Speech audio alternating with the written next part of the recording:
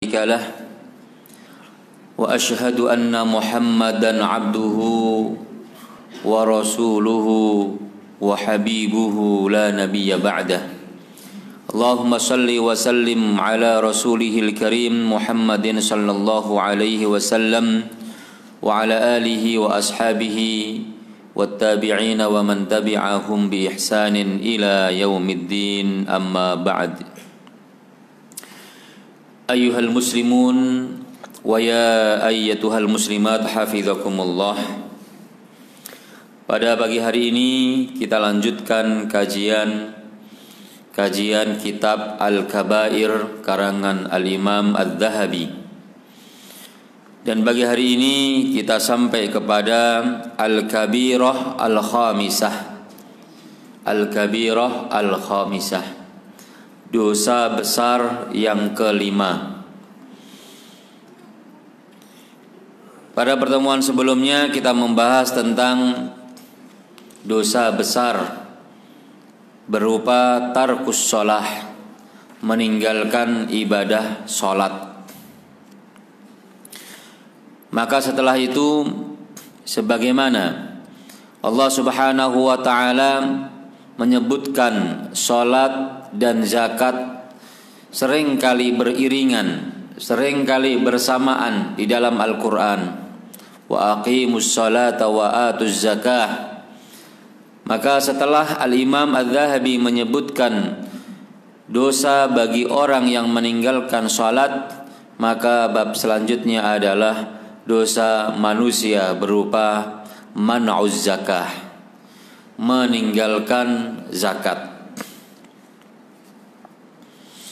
Al-Imam Adz-Dzahabi menyebutkan dalam kitabnya, mengawali dengan seperti biasa, mengawali dengan ayat-ayat Al-Quran yang berbicara tentang zakat dan bahaya orang yang meninggalkannya, lalu diikuti dengan menyebutkan beberapa hadis yang menjadi ancaman atau yang mengancam orang-orang yang tidak mau mengeluarkan zakatnya. Yang pertama, beliau sebutkan firman Allah Subhanahu wa ta'ala dalam surah Fussilat ayat yang ke-6 dan ke-7. Dalam ayat tersebut Allah mengatakan wa wailul lil musyrikin, dan kecelakaan. Sebagian ulama menyebutkan wail adalah wadin min audiyatin nar, salah satu lembah dari lembah-lembah yang ada di neraka. Berarti wail, neraka wail, yang akan dihuni oleh orang-orang yang musyrik. Setelah Allah menyebutkan ancaman bagi orang-orang musyrik, maka Allah memberikan salah satu sifat dari orang musyrik adalah alladzina la yu'tuna zakata wa hum bil akhirati hum kafirun, yaitu orang-orang yang tidak mau menunaikan zakatnya dan mereka tidak beriman atau kufur terhadap kehidupan akhirat. Ayat ini mengancam, memberikan ancaman kepada kita bahwa orang-orang yang tidak mau menunaikan zakatnya, maka ia diibaratkan seperti orang-orang musyrik, memiliki salah satu sifat dari sifat-sifat yang dimiliki oleh orang-orang musyrik, di mana mereka adalah orang-orang yang enggan dalam menunaikan kewajiban-kewajiban mereka. Di antaranya adalah kewajiban yang berkaitan dengan harta. Karena orang-orang musyrik adalah orang-orang yang kehidupannya tidak memiliki orientasi yang jelas. Orientasi mereka adalah bagaimana mereka bisa hidup di dunia dalam keadaan berlimpah harta, tidak kekurangan harta, menghalalkan segala cara demi untuk meraih kebahagiaan duniawi. Maka orang-orang musyrik adalah orang-orang yang hidupnya yatamatta'un wa ya'kuluna kama ta'kulul an'am. Orang-orang yang hidupnya hanya bersenang-senang saja, berfoya-foya saja, dan mereka hanya orientasinya adalah bagaimana bisa makan. maka tak layaknya kehidupan mereka hanya seperti binatang-binatang yang diisi kesehariannya dengan mendapatkan makanan. Kemudian beliau juga menyebutkan firman Allah Subhanahu wa taala tentang ancaman bagi mereka-mereka yang tidak mau menunaikan zakatnya dalam firman-Nya, walladzina yaknizuna adh-dhahaba wal fiddata wa la yunfiqunaha fi sabilillah fabashshirhum bi'adzabin alim. Dan orang-orang yang menyimpan emas, menyimpan perak, lalu mereka tidak mau mengeluarkannya di jalan Allah, tidak mau menunaikan hak hartanya di jalan Allah, maka kata Allah, fabashshirhum, berikanlah kabar kepada mereka bahwa mereka nanti akan mendapatkan adzabin alim, yaitu siksaan yang sangat pedih. Siksaan yang pedih yang disebutkan oleh Allah yang bersifat umum ini kemudian dijelaskan dalam ayat selanjutnya dengan sangat gamblang untuk memperjelas betapa pedihnya adab yang Allah berikan kepada mereka nanti di akhirat. Yauma yuhma 'alaiha fi nari jahannam fatukwa biha jibahuhum wa junubuhum wa dhuhuruhum, yaitu pada hari itu mereka akan dipanggang, dipanaskan di api neraka, di atas api neraka, lalu muka mereka, punggung mereka, pinggang mereka, artinya bagian depan mereka, bagian belakang mereka, bagian samping mereka, semuanya akan fatukwa biha jibahuhum wa junubuhum wa dhuhuruhum, akan dipanggang. Seperti kalau kita melihat ikan yang dipanggang, maka di balik kanan, di balik kiri, kemudian pinggirnya juga dipanggang dan seterusnya, menggambarkan betapa pedihnya adab tersebut sehingga tidak ada yang tersisa dari anggota badan kita kecuali ia dipanggang dan dipanaskan oleh Allah Subhanahu wa taala. Maka ini sebuah gambaran siksaan yang sangat mengerikan, sehingga dengan mengetahui ancaman-ancaman semacam ini tentu kita tidak akan bermain-main dalam menunaikan zakat yang harus kita tunaikan. Selanjutnya beliau menyebutkan dalam hadis yang juga hadis ini untuk memberikan rasa takut dari orang-orang yang mendengarnya agar mereka tidak berani menahan zakat mereka. Hadis yang diriwayatkan oleh Al-Imam Muslim dari Jabir bahwa Rasulullah sallallahu alaihi wasallam bersabda, "Ma min sahibi ibilin", tidaklah ada seorang pemilik unta, wala baqarin, tidak pula seseorang yang memiliki sapi, wala ghanamin, kambing, lalu la yuaddi zakataha, lalu dia tidak mau menunaikan zakatnya. Zakat unta minimal 5 ekor unta sudah wajib zakat. Wala baqarin, sapi minimal 30 ekor sapi. Termasuk di dalamnya adalah kerbau, karena kerbau termasuk jenis dari sapi. Minimal memiliki harta benda berupa binatang ternak semacam itu, maka sudah harus menunaikan zakatnya. Lalu la yuaddi zakataha, lalu dia tidak mau menunaikan hak zakatnya, tidak dikeluarkan zakatnya, illa nutiha, sebagian lagi mengatakan illa butiha laha yaumal qiyamati biqa'u qarqarin, kecuali akan dihamparkan kepada mereka pada hari kiamat nanti biqa'i qarqarin, tanah yang lapang, tanah yang luas, tantahuhu biquruniha, maka onta-onta yang dimilikinya, sapi-sapi yang dimilikinya, kalau kemudian kita turunkan lagi kambing-kambing yang dimilikinya, mereka semuanya akan menanduknya biquruniha, dengan tanduk-tanduk mereka. Ya, diseruduk oleh ontanya, diseruduk oleh sapinya, oleh kerbaunya, oleh kambingnya, karena mereka marah, karena mereka tidak dikeluarkan zakatnya, tidak ditunaikan kewajiban yang diberikan oleh Tuhan mereka. Wa tata'uhu bi akhfafiha, dan mereka akan menginjak-injaknya dengan kaki-kaki mereka. Kullama nafidat 'alaiha ukhraha, setiap barisan onta yang paling akhir, ya, bagian onta yang paling akhir, bagian atau barisan kerbau atau sapi yang paling akhir sudah selesai menginjaknya, sudah selesai menanduknya, maka adat alaihi ulaha, maka barisan yang pertama, sapi yang bagian pertama, unta yang bagian pertama, dia akan kembali ke belakang dan kembali akan menanduknya dan menginjak-injaknya.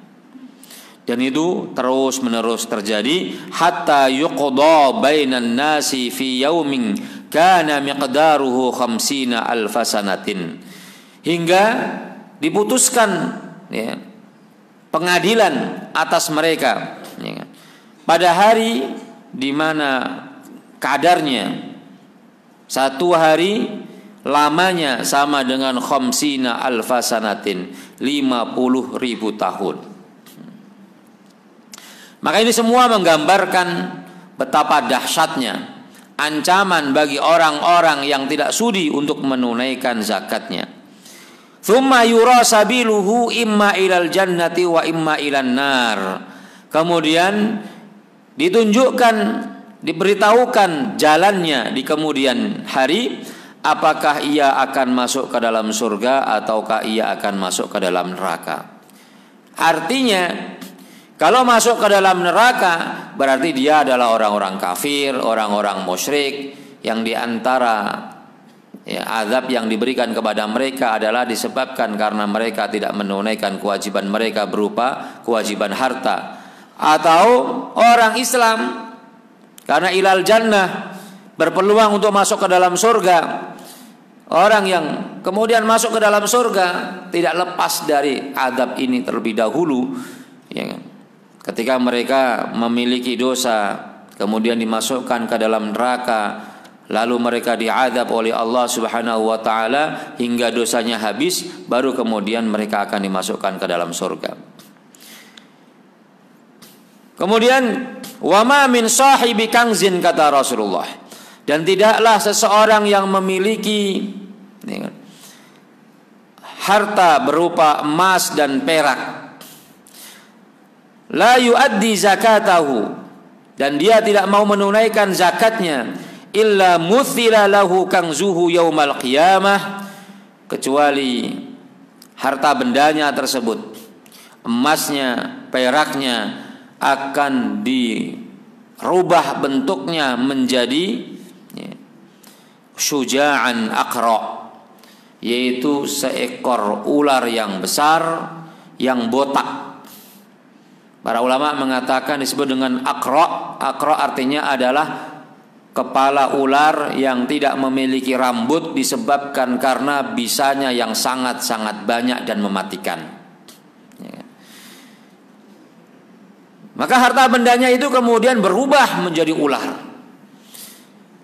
Lalu apa yang dilakukan ular itu? Dia akan menarik-narik tangannya, akan menarik-narik tangan orang yang memiliki harta yang tidak mau menunaikan zakatnya tersebut, ya kan? Dengan sekuat-kuatnya. Karena tangan yang dulu di dunia seharusnya digunakan untuk mengulurkan tangannya memberikan zakatnya kepada fuqara, kepada masakin, lalu dia menahan tangannya, atau disebutkan oleh Allah tangannya berarti diletakkan di atas lehernya untuk menunjukkan kebakhilannya. Maka tangan itulah yang kemudian ditarik-tarik oleh ular yang tadi disebutkan. Kemudian yang berikutnya, Al-Imam Az-Zahabi menyebutkan bagaimana sikap Khalifatul Rasul Abu Bakr As-Siddiq radhiyallahu anhu ketika ada sekumpulan manusia, sekumpulan kaum yang tidak mau menunaikan zakatnya. Ketika di masa Rasulullah sallallahu alaihi wasallam, maka orang-orang Islam pada saat itu tidak berani untuk tidak mengeluarkan zakatnya. Mereka semuanya mengeluarkan zakat harta benda yang mereka miliki. Tetapi setelah Rasulullah meninggal dunia, maka ada sebagian orang yang kemudian ingkar kepada kewajiban-kewajiban yang Allah berikan. Ada sebagian kabilah yang mereka tidak mau menunaikan zakat yang dulu pernah mereka keluarkan di zaman Rasulullah sallallahu alaihi wasallam. Mereka menganggap bahwa kewajiban menunaikan zakat hanya diberikan kepada Rasulullah sallallahu alaihi wasallam selama hidupnya saja. Ketika Rasulullah sudah meninggal dunia, dianggap tidak wajib lagi ditunaikan zakatnya. Dengan dalih bahwa perintah untuk menarik zakat hanya khusus bagi Rasulullah. Karena ayatnya khudh min amwalihim shadaqatan tutahhiruhum wa tuzakkihim biha wa shalli alaihim inna salataka sakanun lahum. Wahai Muhammad, khudh, ambillah. Perintahnya untuk mufrad khudh, bukan khudu, tapi khudh.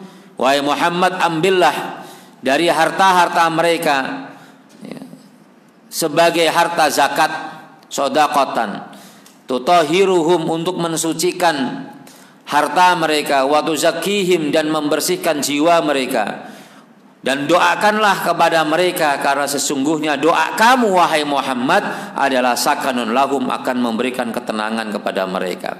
Mereka beranggapan bahwa perintah ini khusus untuk Rasulullah dan orang setelahnya tidak mendapatkan perintah tersebut.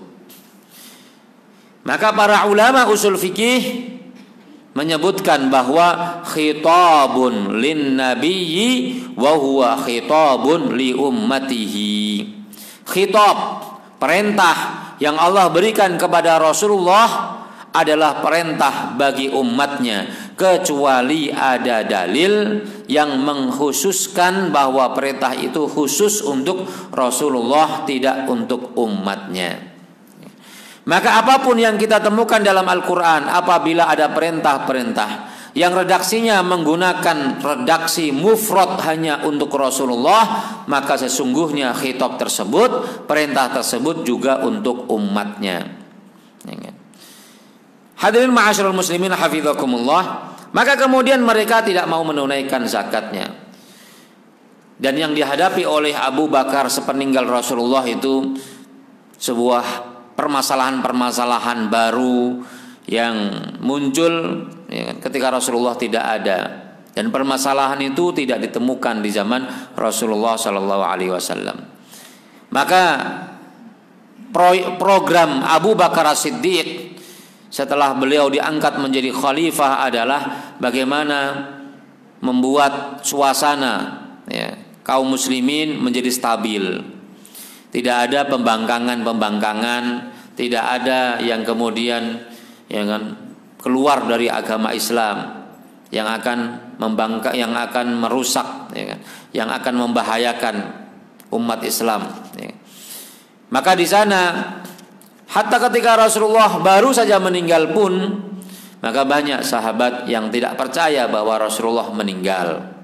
Abu Bakarlah yang kemudian menenangkan mereka dan meyakinkan mereka bahwa sesungguhnya Rasulullah telah meninggal sebelum mereka melihat secara langsung bahwa Rasulullah meninggal. Termasuk Sayyidina Umar radhiyallahu anhu. Kemudian tidak lama kemudian terjadi pembangkangan dari sebagian kabilah yang tidak menunaikan zakatnya. Lalu muncul lagi orang-orang yang mengaku menjadi nabi.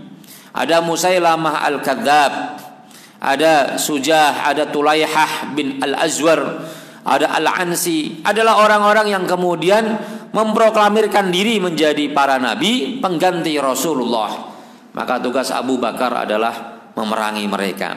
Maka terjadilah peperangan-peperangan besar, dan peperangan yang paling besar yang terjadi adalah perang Yamamah, yaitu perang antara kaum muslimin yang tetap istiqamah dengan orang-orang yang keluar atau orang-orang yang murtad.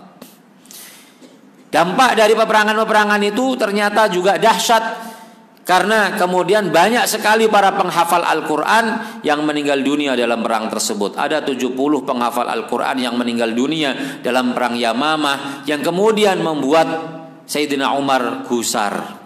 Sayyidina Umar gelisah bahwa wafatnya orang yang menghafalkan Al-Quran akan berdampak pada minimnya orang yang bisa menjaga Al-Quran. Maka hal itu kemudian memunculkan ide, fikrah dari Sayyidina Umar untuk dibukukannya, bukukannya Al-Quran dalam satu mushaf. Sebuah perbuatan, sebuah proyek yang tidak pernah dilakukan oleh Rasulullah Sallallahu Alaihi Wasallam. Maka dalam kurun waktu 2 tahun pemerintahan Abu Bakar As-Siddiq, maka beliau lebih banyak disibukkan dengan menstabilkan kondisi masyarakat.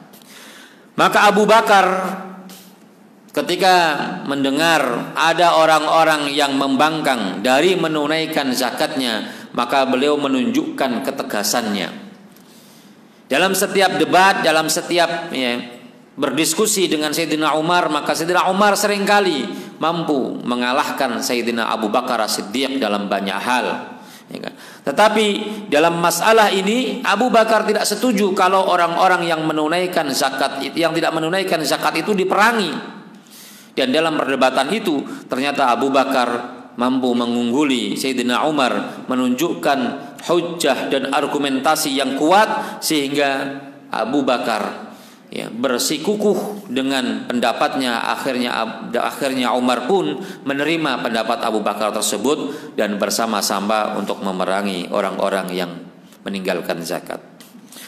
Pada saat itu Abu Bakar As-Siddiq mengatakan, wallahi law mana'uni anaqan kanu yu'addunaha ila Rasulillah laqataltuhum ala man'iha. Demi Allah, seandainya mereka menahan zakatnya walaupun berupa seekor anak kambing yang dulu mereka tunaikan di masa Rasulullah Sallallahu Alaihi Wasallam, mereka tahan, mereka tidak tunaikan di masa pemerintahanku ini, maka aku pasti akan memerangi mereka disebabkan karena mereka tidak mau menunaikan zakat tersebut. Ternyata menahan zakat bukan hanya sekedar berdosa secara internal antara dirinya dengan Allah Subhanahu wa taala. Tapi ternyata tidak menunaikan zakat memiliki dampak yang luas. Kenapa tidak ada perintah untuk memerangi orang-orang yang tidak sholat? Walaupun kalau ada orang yang tidak sholat, maka hukumannya adalah dibunuh, karena sudah dianggap murtad. Dibunuhnya karena dia tidak mau mengakui kewajiban sholat. Tapi man baddala dinahu faqtuluhu, siapa yang telah mengganti agamanya maka bunuhlah dia. Karena orang-orang yang kemudian tidak menunaikan zakatnya memiliki dampak sosial yang sangat luas. Kalau orang tidak menunaikan sholatnya, maka mudaratnya kembali kepada dirinya secara internal, secara pribadi. Tapi kalau ada orang yang tidak menunaikan zakat, maka dampaknya akan berakibat pada tidak tertunaikannya hak-hak orang miskin, orang-orang fakir, akan mengakibatkan kemiskinan merajalela. Ada di mana-mana. Karena banyak orang-orang fakir miskin yang kemudian terpenuhi kebutuhan sehari-harinya disebabkan karena orang-orang yang menyantuni mereka dengan zakat-zakat yang mereka miliki. Sehingga dosa mani'uz zakah adalah dosa yang berdampak pada sosial, akan mengakibatkan kelaparan di mana-mana, mungkin juga akan mengakibatkan kesenjangan sosial, akan mengakibatkan keributan dan lain sebagainya.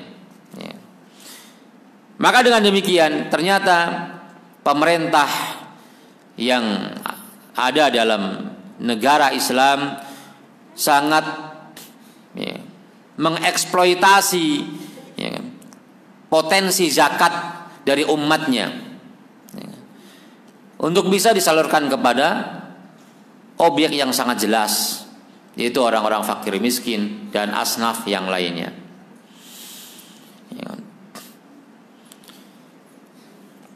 Yang kemudian kalau kita lihat dalam realita kita, kehidupan kita di sekarang ini, yang kemudian menjadi titik tekan dari pemerintah kita bukanlah zakat, tetapi pajak. Dan juga harus kita catat bahwa seseorang yang menunaikan pajaknya belum gugur kewajibannya untuk menunaikan zakatnya. Karena pajak peruntukannya, objeknya bukanlah orang-orang yang mendapatkan dan berhak mendapatkan zakat. Karena zakat memiliki asnaf, golongan-golongan penerima yang jelas.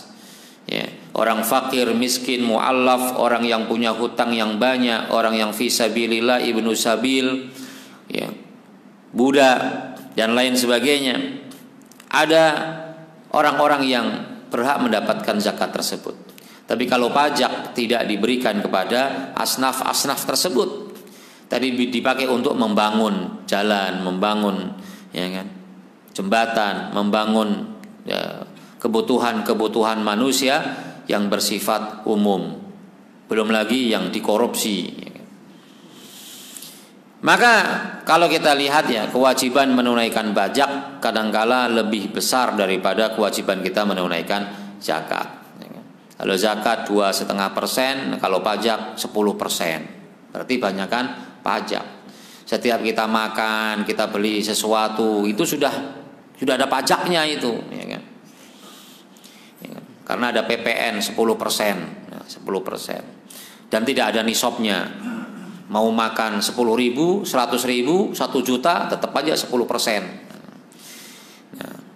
Jadi tidak adil bagi orang yang miskin, kena juga pajak. Tapi kalau zakat tidak, hanya diperuntukkan untuk tu'khadu min aghniyaihim wa turaddu ila fuqaraihim. Zakat itu diambil dari orang-orang yang kaya saja, yang hartanya berlebih saja, yang kemudian diberikan kepada orang-orang fakir miskin. Maka kalau ini bisa diterapkan, tentu kita akan banyak mengentaskan kemiskinan di tengah-tengah masyarakat kita. Hadirin ma'asyiral muslimin wal muslimat hafizakumullah. Kemudian dalam kalimat selanjutnya Al-Imam Adz-Dzahabi menyebutkan sebuah hadis yang diriwayatkan oleh Al-Imam Ahmad, Abu Dawud, Ad-Darimi, Al-Hakim, Ibnu Khuzaimah. Rasulullah berkata, "Man mana'aha fa inna akhidhuha wa syatra ibilihi azmatan min azamati rabbina." Barang siapa yang tidak mau menunaikan zakatnya, maka kami, kata Rasulullah, akan mengambil zakat tersebut. Wa syatra ibilihi, dan sebagian dari ontaknya. Para ulama berbeda pendapat dalam mengomentari hadis ini.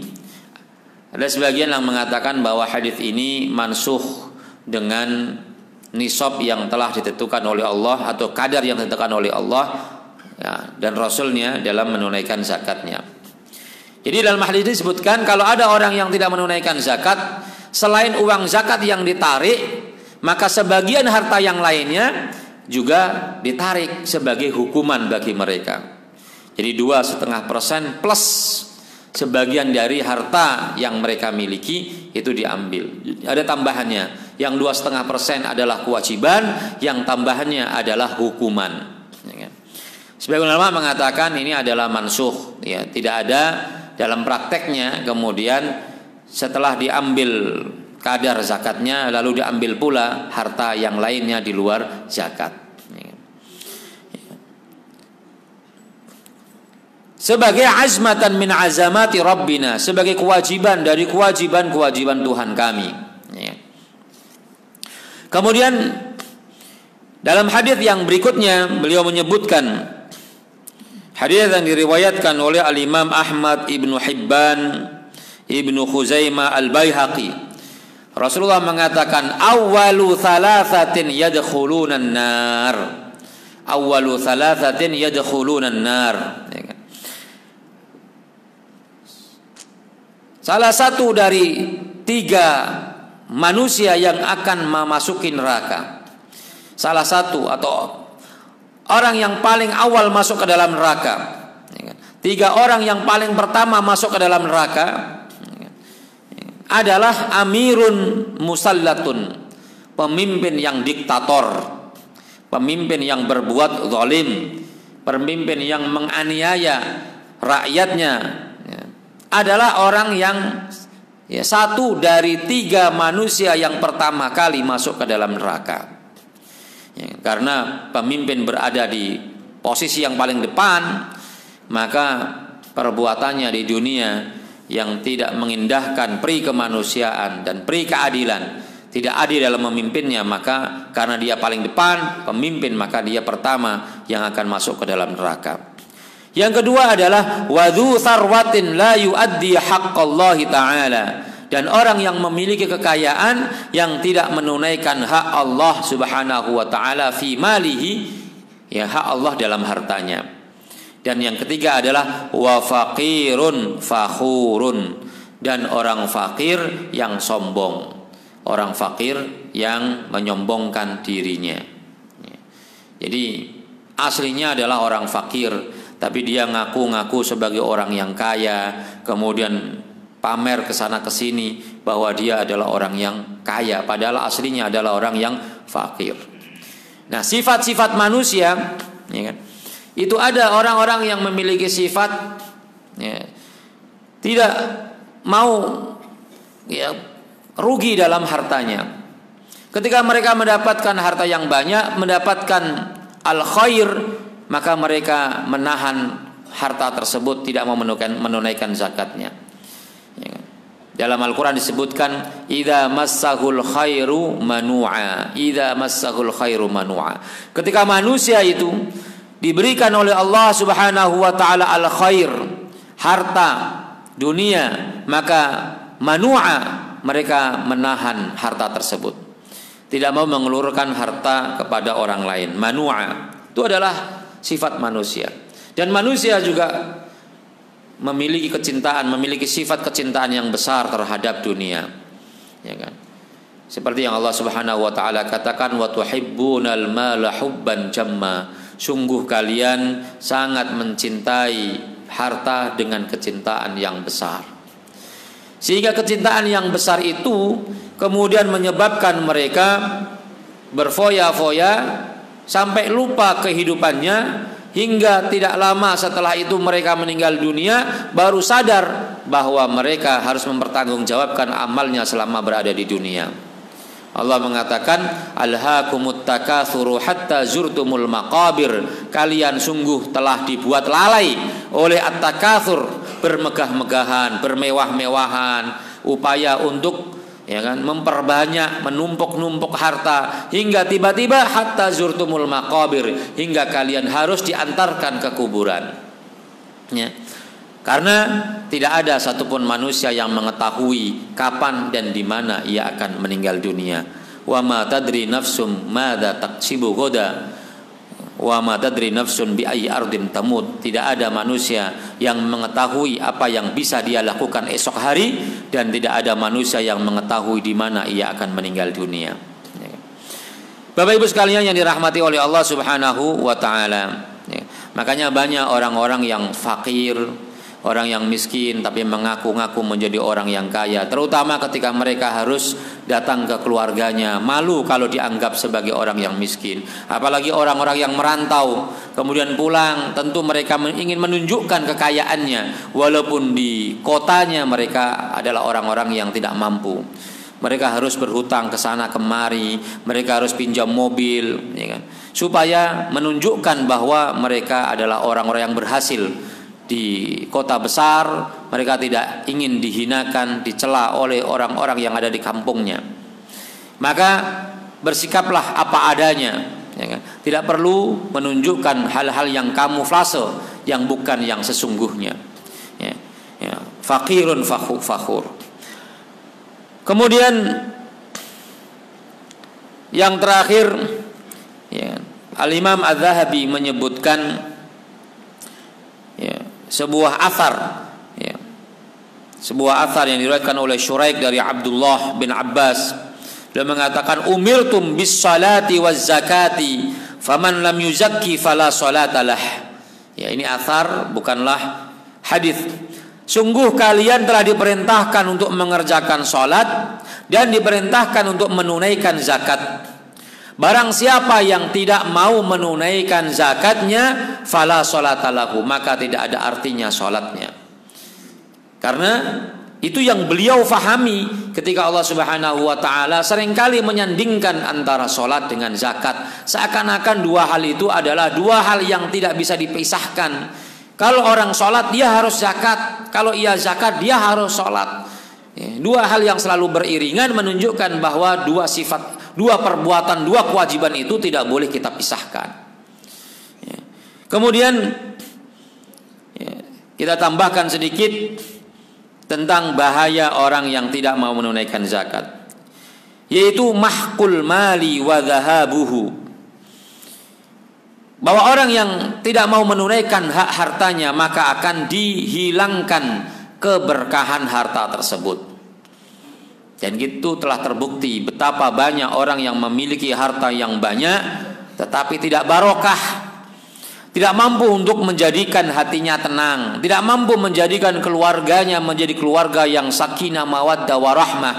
Keluarganya hancur, keluarganya cerai-berai, walaupun mereka hartanya banyak. Tetapi sebaliknya, banyak orang yang memiliki harta yang sedikit, tidak banyak, rumahnya biasa-biasa saja, ya kan, makanannya juga sederhana, tapi hidupnya berkah. Anak-anaknya soleh dan solehah, keluarganya tenang-tenang, hidupnya di masyarakat, ya, dikagumi oleh banyak orang, disenangi oleh banyak orang. Ini adalah bentuk daripada keberkahan. Karenanya Rasulullah sallallahu alaihi wasallam mengatakan dalam hadis yang diriwayatkan oleh Al-Imam At-Tabrani dari Sayyidina Umar radhiyallahu anhum, Rasulullah mengatakan, ma talifa malun fi barrin wala bahrin illa bihabsiz zakah. Tidaklah harta yang ada di daratan dan yang ada di lautan itu hancur, rusak, kecuali tidaklah hancur dan rusak kecuali disebabkan karena habsus zakah, tertahannya zakat, tidak tertunaikannya zakat. Ini sungguh ancaman bagi kita semuanya. Ternyata hukuman bagi orang yang menahan zakat bukan hanya di akhirat, di dunia pun ditunjukkan oleh Allah Subhanahu wa taala bahwa harta-harta yang kita miliki menjadi tidak berkah ketika tidak kita tunaikan haknya. Yang kedua adalah at-ta'arrudu li la'natillah. Orang yang tidak menunaikan zakatnya berpeluang untuk mendapatkan laknat dari Allah Subhanahu wa taala. Laknat artinya adalah at-tardu an madhanir rahmah, tertolak dari rahmat Allah Subhanahu wa taala, dijauhkan dari rahmat Allah Subhanahu wa taala.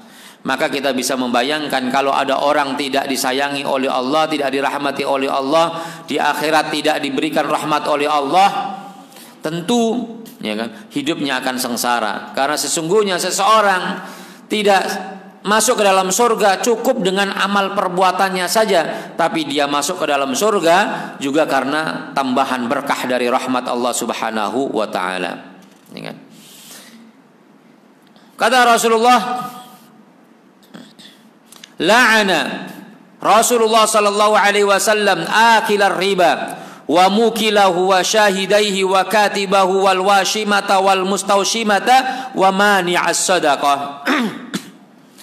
Rasulullah melaknat orang yang memakan harta riba, yang mewakilkan riba, yang menyaksikan riba, yang menulis riba, dan orang yang dipotong alisnya dan minta dipotong alisnya, atau orang yang menyambung rambutnya dan orang yang minta disambung rambutnya, dan wa mani'az zakah. Dan Rasulullah melaknat orang yang menahan zakatnya. Kemudian sifat bakhil, artinya tidak mau menunaikan zakat, adalah amaratun min amaratin nifaq, termasuk tanda-tanda kemunafikan, termasuk tanda-tanda nifaq. Di dalam Al-Quran surah At-Taubah ayat 54, Allah Subhanahu wa taala menyebutkan di antara sifat-sifat orang munafik adalah wala yunfiquna illa wa hum karihun. Orang munafik itu tidaklah berinfak kecuali dalam keadaan tidak suka. Artinya, kalau tidak disaksikan oleh orang banyak, maka mereka tidak akan menginfakkan hartanya. Kalau kemudian mereka infakkan hartanya hanya semata-mata untuk berlindung diri, ya kan, agar tidak dimusuhi, agar masih dianggap sebagai orang Islam. Jadi mereka karihun, tidak suka menunaikan infaknya. Maka kalau ada orang Islam tapi dia tidak mau memberikan zakatnya, ya kan, maka dia memiliki salah satu sifat dari orang-orang munafik. Kemudian orang yang menahan zakatnya, ya, akan terhalang dari syafaat Rasulullah sallallahu alaihi wasallam. Akan terhalang dari syafaat Rasulullah sallallahu alaihi wasallam.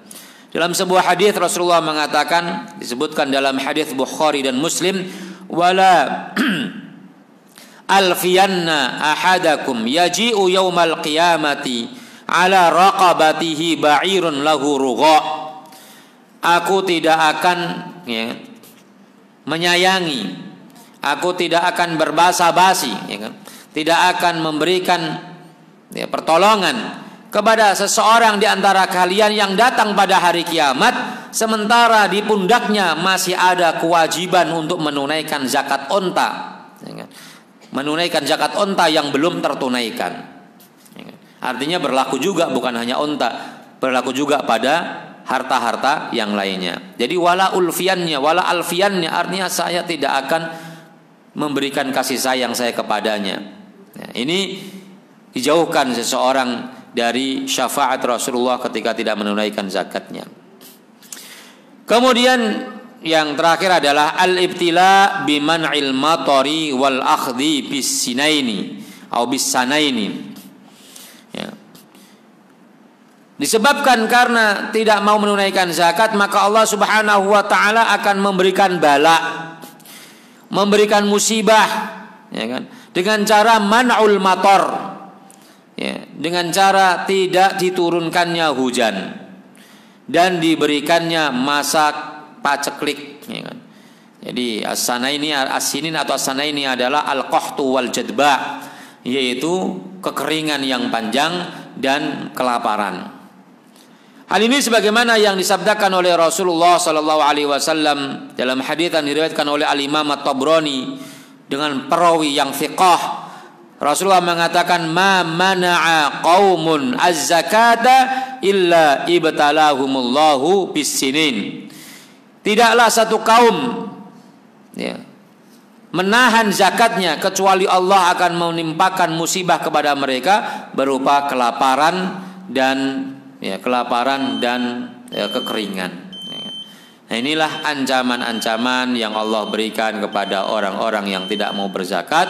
Mudah-mudahan mulai hari ini kita menyadari bahwa sesungguhnya harta yang kita miliki adalah semata-mata titipan dari Allah, adalah pemberian dari Allah, yang kalau kemudian kita tahan, kita campur dengan harta kita yang halal itu akan menyebabkan bencana bagi kita baik di dunia maupun di akhirat. Dan ancaman itu tentu bukan hanya ancaman gertakan saja, tapi sesungguhnya itu pasti akan dipraktekkan, diwujudkan oleh Allah Subhanahu wa taala. Mudah-mudahan kita tidak termasuk orang-orang yang demikian itu. Wallahu a'lam bishawab. Aqul qouli hadza astaghfirullah li wa lakum. Assalamualaikum warahmatullahi wabarakatuh.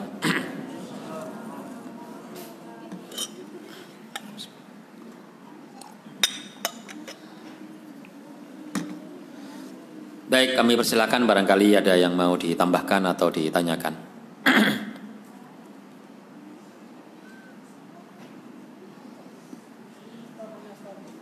Silakan, Pak.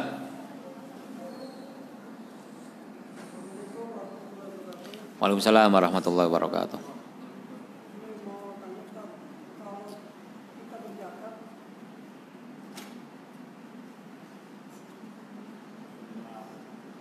Makanya Ustaz, kalau kita berzakat itu apakah harus selalu kepada orang atau boleh juga dimasukkan di dalam kotak-kotak amal atau apa, dan apakah harus diniatkan berzakat atau kita ini aja masukkan kotak tiap hari pokoknya gimana itu sebagai zakat gitu. Itu aja Ustaz, terima kasih. Assalamualaikum warahmatullahi wabarakatuh. Pertama, masharifuz zakah ada 8 ya. Fuqara, masakin, orang mu'allaf ya, orang yang banyak hutang, budak, ibnu sabil fi sabilillah. Ya, itu adalah disebutkan oleh Allah dalam Al-Qur'an tentang mereka-mereka yang berhak untuk menerima zakat. Artinya dari situ kita sudah bisa memahami bahwa tidak boleh zakat itu diberikan kepada selain masharifuz zakah tersebut. Ya. Maka ada namanya orang-orang yang tidak berhak mendapatkan zakat. Orang kafir, orang kaya, Bani Hashim. Ya. Nah, bagaimana kalau seandainya dipakai untuk membangun masjid, membangun pesantren dan lain sebagainya? Di sini para ulama berbeda pendapat apakah hal tersebut dikategorikan termasuk ibnu sabil, fi sabilillah ataukah tidak. Sebagian ulama kontemporer mengatakan diperbolehkan. Karena masjid, pesantren atau markas dakwah adalah termasuk fi sabilillah. Mayoritas para ulama tidak membolehkan. Kenapa tidak membolehkan? Karena kalau kita lihat masharifuz zakah tersebut adalah semuanya berupa manusia, fakir, miskin, fuqara, ya, budak dan lain sebagainya. Itu kan manusia semua. Ibnu sabil, orang yang dalam perjalanan yang tidak memiliki bekal, manusia. Tidak ada yang digunakan untuk kebutuhan-kebutuhan fisik atau pembangunan, sehingga nggak memperbolehkan hal itu. Maka yang diperbolehkan untuk membangun masjid dan lain sebagainya adalah diambilkan dari harta yang lainnya yang bukan dari zakat. Maka ada sedekah sunnah, sedekah yang hukumnya sunnah, yang tidak wajib, yang bisa digunakan untuk membangun.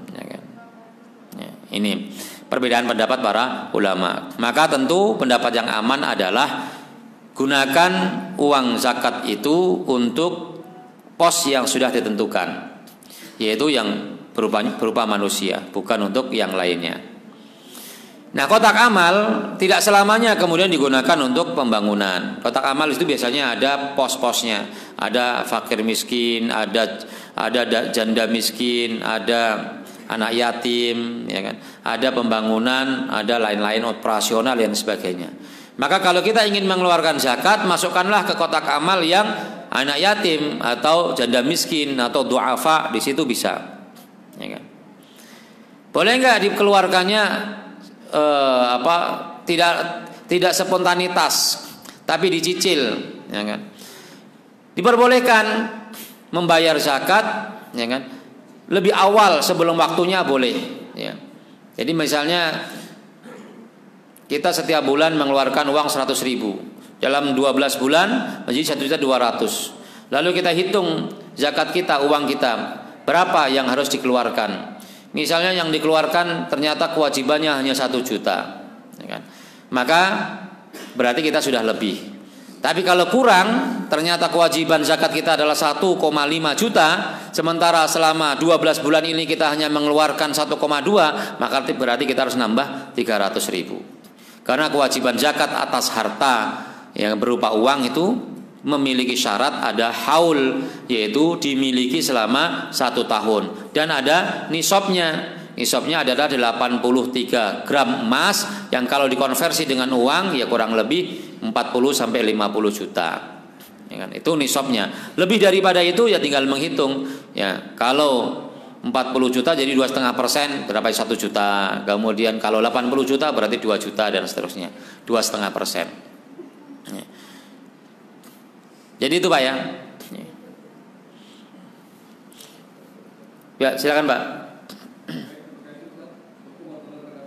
Waalaikumsalam warahmatullahi wabarakatuh.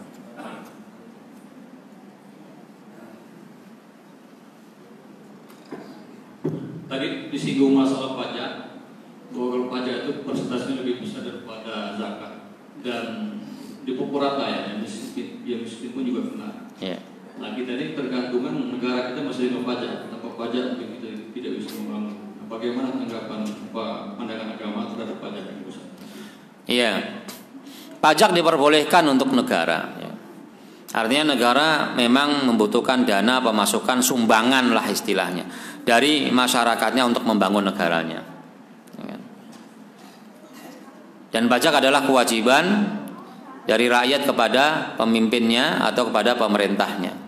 Jadi tidak ada kaitannya dengan urusan agama secara khusus, tapi urusannya adalah bagaimana dalam agama kita diajarkan untuk patuh kepada pemerintah, ya kan?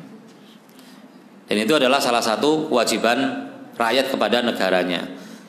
Yang pajak berlaku pada banyak hal, bukan hanya pada makanan dan barang-barang yang kita beli seperti yang saya sebutkan tadi, tapi juga berlaku pada benda-benda yang kita punya, seperti tanah, rumah, usaha, ya kan? Usaha itu selain pajak makanan atau yang kita produksi, tapi juga kita ada pajak usaha itu sendiri ya, yang setiap tahun kita berikan.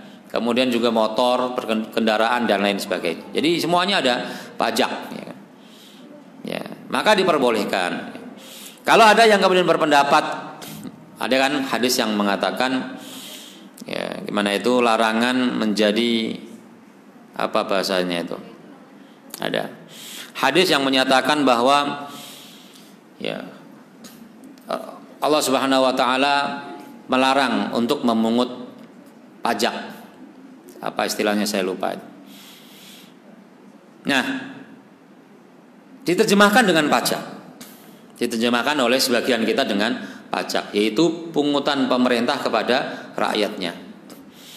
Nah, kalau kemudian kita lihat syarah hadis tersebut, ternyata hadis tersebut tidak mengisyaratkan adanya pungutan yang dilakukan oleh pemerintah kepada rakyatnya. Tapi hadis itu dikeluarkan oleh Rasulullah untuk mereka-mereka yang memungut pungutan-pungutan liar, tidak ada aturannya, tidak ada kebijakannya, ya kan?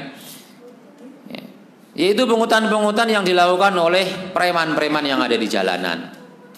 Kita memahami, kalau lihat syarahnya itu begitu.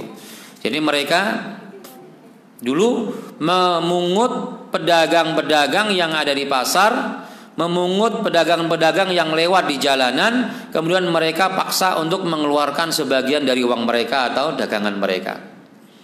Nah, yang seperti itu yang kemudian dilarang oleh Allah Subhanahu wa taala.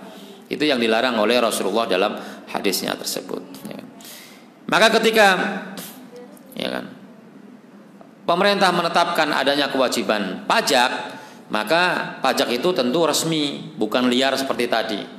Yang kedua, ketentuannya juga tetap tidak berubah, ada persentasenya, tidak liar seperti tadi, tidak ada ketentuannya apa-apa, semau-mau orang yang mau mengambil dan memungut tadi. Jadi kita masih banyak menemukan di pasar-pasar banyak orang yang dipungut-punguti, ya kan? Apalagi di jalan-jalan ini kan banyak nih, ya kan? Kalau kita dagang di jalan, pasti ada setoran kepada preman tuh. Nah, itu yang kemudian dilarang. Ya kan?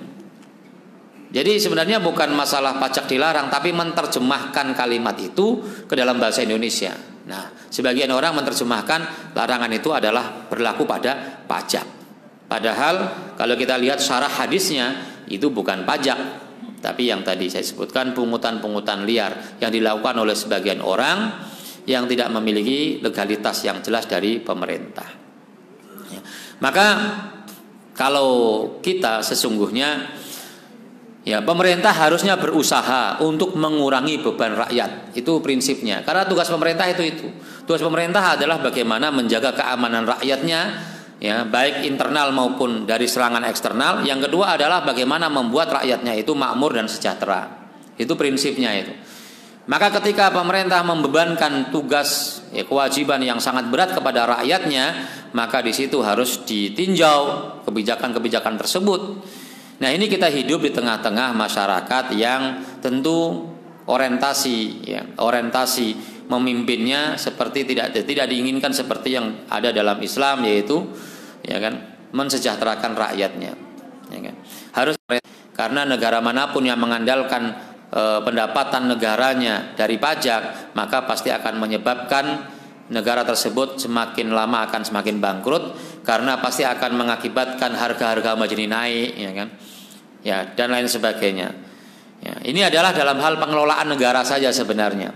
Maka harusnya pemerintah adalah mengeksploitasi sumber daya alam, ya kan, untuk bisa menjadi pendapatan utama dari negaranya, dan kemudian mengeksploitasi SDM bagaimana bisa menghasilkan produksi-produksi yang besar, yang bermanfaat, yang kemudian bisa dijual keluar negeri, ya. Seperti Rasulullah memerintahkan kepada para sahabatnya untuk berdagang ke luar negeri.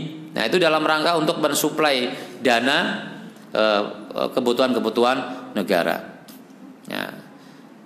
Saya kira itu yang bisa dilakukan, ya. Mudah-mudahan pemerintah sekarang dan pemerintah ke depan, ya, bisa menurunkan pajaknya, ya kan. Ya. Silakan, Pak. Ya, zakat profesi di era modern ini ada perbedaan pendapat di antara para ulama. Selalu ada perbedaan karena wijhatun nadhar, karena pandangan yang berbeda. Ya. Pandangan yang pertama adalah pandangan, ya, mansus, ya, yaitu orang-orang yang berpandangan, para ulama yang berpandangan bahwa semua dikembalikan kepada Allah dan Rasulnya, ya kan? Dan itu tidak salah, tentu itu adalah benar. Ketika ada hal-hal yang baru, itu tidak bisa diterapkan. Jadi kalau bahasa kita namanya tekstual. Itu ada di zaman Nabi. Ada sahabat yang kemudian tekstual memahami kata-kata Rasulullah dalam sebuah peristiwa sholat asar, ya kan, di Bani Quraidah, tekstual. Ada yang kontekstual, yang memahami makna daripada perkataan Rasulullah. Sehingga sebagian ada yang melaksanakan sholat asar di Bani Quraidah waktunya habis, itu yang tekstual. Ada yang melaksanakan sholat asar di perjalanan, ya kan, tidak di Bani Quraidah di tepat waktunya. Ya kan, karena Rasulullah mengatakan janganlah kamu sholat asar kecuali di Bani Quraidah. Yang kontekstual memahami itu adalah maknanya, ya kan. Makna di balik perkataan Rasulullah adalah agar kita bersegera untuk pergi ke Bani Quraidah sehingga mendapatkan sholat asar di waktunya, dan kita bisa sholat asar tepat waktu, tidak terlambat ketika sudah berada di Bani Quraidah. Yang satu tidak, ya kan? Namanya tekstual. Dan itu ada namanya kemudian madhab al-dhahiriyah dan madhab, ya kan, yang lainnya, ya kan, al-dhahiriyah yang selalu melihat yang dhahir-dhahir. Nah, ketika sekarang ada satu kondisi di mana masyarakat kita berbeda dengan masyarakat di zaman Rasulullah. Di masyarakat Rasulullah, ya kan, orang mendapatkan harta itu dengan berdagang, dengan berkebun, dengan bertani, dengan mengembalakan kambing. Maka harta-harta itu yang kemudian mereka tunaikan zakatnya. Kalau mereka ada upah, maka upah mereka hari itu kerja, hari itu juga dia, ya, hari itu juga mendapatkan upah. Ya, karena kata Rasulullah, hendaknya upah itu diberikan sebelum keringatnya mengering. Artinya tidak ditunda sampai 1 bulan. Nah, kalau kita sekarang ini ada sistem penggajian sistem upah, ya kan, yang tidak dilakukan setiap hari, yang tidak dilakukan dengan keringat kering tadi, tapi dilakukan per bulan, per 2 pekan, ya kan. Ada per 2 pekan, ada 1 bulan sekali. Yang ternyata kemudian harta yang dimiliki oleh oleh orang yang memiliki gaji ini jauh lebih besar daripada orang yang mendapatkan kewajiban zakat berupa pertanian. Ya kan? Jadi orang yang bertani itu diwajibkan oleh Allah, wa atu haqqahu yauma hasadih. Tunaikanlah zakat, ya kan? Tunaikanlah zakat pertanian kamu saat kamu memanen. Dan kemudian ditetapkan nisabnya adalah khamsatu ausukin atau kurang lebih 580 kg. Ya kan? Itu uangnya berapa kira-kira kalau seandainya diuangkan? Ya. Jadi panen 3 bulan sekali. Dia mendapatkan uang 3 bulan sekali, ya kan? Kemudian uangnya hanya segitu-segitunya, tapi diwajibkan zakat. Nah, maknanya adalah bahwa zakat itu bermakna agar orang ketika memiliki harta melebihi dari kebutuhan sehari-harinya, maka hendaknya dia tunaikan kepada orang lain. Itu makna daripada zakat. Jadi hikmah dari zakat adalah bagaimana orang yang kaya tu'khadhu min aghniyaihim wa turaddu ila fuqaraihim. Ya. Itu maknanya zakat, memberikan dan menyalurkan harta dari orang kaya kepada orang miskin. Nah, orang itu ada pada orang-orang yang mendapatkan gaji yang cukup besar. Ada orang gajinya 20 juta, kemudian nggak wajib zakat misalnya. Sementara ada orang yang bertani hanya mendapatkan uang setiap 3 bulan misalnya 20 juta, ya kan? Atau 10 juta dia wajib zakat. Tentu keluar dari makna daripada zakat tersebut, ya kan? Kemudian juga ada ayat yang bersifat umum, ya kan? Yang bersifat umum, yaitu bahwa anfiqu mimma kasabtum, ya kan? Keluarkanlah zakat dari apa yang kamu kasabkan. Kasbun itu adalah yang kamu peroleh, yang kamu dapatkan, ya kan? Jadi ayatnya begitu. Yang kamu peroleh kasabtum, ya kan? Wa min thayyibati ma kasabtum, ya kan? Anfiqu min thayyibati ma kasabtum, keluarkanlah harta yang terbaik dari yang kasabtum. Nah, kasaba itu adalah mendapatkan harta dari bekerja. Ya kan, makanya namanya kasbul mal, yaitu mencari harta. Jadi dengan menggunakan dalil yang bersifat umum tadi, kemudian berlakulah satu zakat namanya zakat mihan. Zakat mihan yang diterjemahkan oleh orang Indonesia namanya zakat profesi. Yang definisinya adalah zakat yang dikeluarkan oleh orang-orang yang diupah setiap kurun waktu tertentu, setiap bulan misalnya, dengan memenuhi syarat-syaratnya. Apa syarat-syaratnya? Pertama, zakat ini tadi dikiaskan kepada pertanian, sehingga nisabnya mengikuti nisab pertanian. Pada saat dia mendapatkan harta sama dengan saat dia memanen, maka dihitunglah harta yang diperoleh di situ berapa. Kemudian karena yang diperoleh berbeda, yang ini adalah pertanian, yang ini adalah uang, maka kemudian cara mengeluarkannya kemudian berbeda. Kalau yang didapatkan adalah nisabnya sama, tapi kalau yang dikeluarkan karena yang didapatkan adalah padi, maka yang dikeluarkan padi. Dan kalau yang didapatkan uang adalah yang dikeluarkan uang. Maka kenapa kemudian berbeda tersebut? Nisabnya pakai nisab padi, yang dikeluarkan pakai nisab, pakai kadar uang. Nah, ini untuk meringankan. Kalau kemudian disamakan persis, tambah berat 5% atau 10%, 5% lah. Kalau padi diairi itu kan pakai 5%. Kalau tidak diairi pakai 10%. Maka dibuat 2,5% karena yang di tangannya adalah berupa uang. Apakah zakat selalu berupa benda yang didapatkan? Ternyata dalam syariat Islam itu tidak selamanya harta yang kita punya harus itu pula yang kita keluarkan. Contoh misalnya orang memiliki onta 5. Berapa zakatnya? Apakah dikeluarkan ontanya? Ternyata 5 ekor onta yang dikeluarkan zakatnya adalah 1 ekor kambing. Jadi bukan onta. Artinya apa? Ada perbedaan antara yang dimilikinya dengan yang dikeluarkannya. Artinya apa? Nisabnya walaupun ikut padi, tapi yang dikeluarkan ikut harta atau ikut uang. Jadi nisabnya ikut Ikut onta 5 ekor, tapi yang dikeluarkan bukan onta, tapi kambing. Itu yang kemudian dalam rangka apa? Dalam rangka untuk pertama, zakat profesi ini dalam rangka untuk membersihkan harta kita. Jangan sampai kemudian kita punya harta banyak tapi tidak dikeluarkan sama sekali.